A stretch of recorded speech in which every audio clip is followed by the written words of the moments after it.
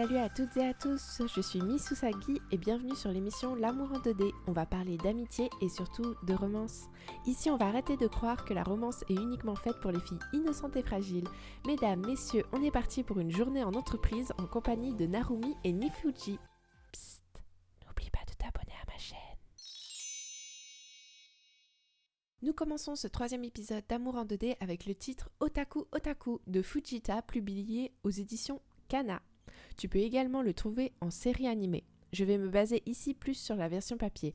Comme l'auteur nous le précise dans ses petits commentaires, tu ne trouveras pas Otaku Otaku au rayon shoujo, mais bien au rayon seinen. Car Fujita classifie son titre comme, je cite, un manga où une espèce différente d'individus se perd corps et âme dans une lutte acharnée pour l'amour. Nous découvrons le quotidien des otaku dans une entreprise japonaise. Avec un travail intense et les petits soucis du quotidien, une autre difficulté s'ajoute à la vie de Narumi depuis qu'elle vient d'intégrer cette nouvelle entreprise. L'amour. Ce qui est encore plus compliqué, surtout lorsque l'on est une otaku. Narumi Momose est l'héroïne que nous suivons dans ce manga. Elle s'adapte à sa nouvelle entreprise et tente de ne pas faire savoir qu'elle est une otaku. Manque de chance, elle tombe sur son amie d'enfance, Nifuji Hirotaka, qui ne fait rien pour arranger les choses. Nous rencontrons également Anako Koyanagi et Taro Kabakura, deux collègues qui vont sympathiser avec Narumi et Nifuji. Ce qui est appréciable dans ce manga est d'avoir peu de personnages, on peut les voir évoluer rapidement et on s'attache facilement à eux. Chaque personnage a un caractère particulier et nous avons des points de vue très différents au sujet de l'amour et de la vie de couple. Nous quittons enfin le lycée pour vivre dans les méandres du monde professionnel. Nous pouvons facilement deviner la ville de Tokyo à travers les dessins de Fujita. Nous allons découvrir tout ce qui fait le quotidien d'une Tokyoïte. Les bureaux de l'entreprise, au Starbucks, en passant par les salles d'arcade et même les conventions japonaises. Un véritable bonheur pour tous les otaku. L'intrigue d'Otaku Otaku évolue très rapidement. Ce qui fait le charme de sa lecture est de découvrir que chaque page est une histoire courte.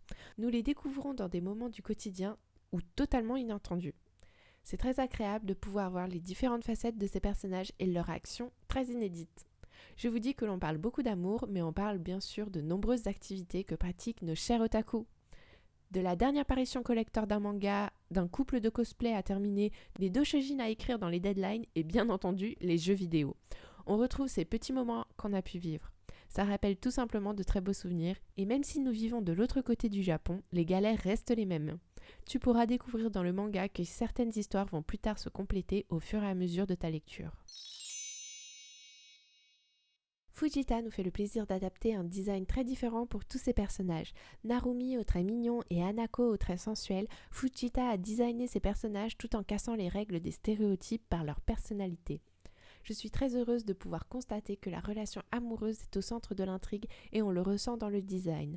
Vous aurez des moments très mignons et d'autres très drôles, comme doit être rythmée la vie de chacun. Otaku Otaku n'a pas été le coup de cœur à la première lecture, mais je lui ai laissé sa chance en lisant le tome 2 et je suis tellement heureuse de l'avoir continué jusqu'au tome 8. La relation amoureuse et l'amitié sont vraiment au centre de ce manga. J'ai apprécié le caractère de chaque personnage, découvrir leurs peurs et leurs faiblesses ou les petites choses qui les rendent heureux. Je trouve que ce genre d'histoire nous offre une lecture agréable. Personnellement, ça m'a rappelé beaucoup de beaux souvenirs en convention ou bien les moments en librairie lorsque tu trouves une édition limitée.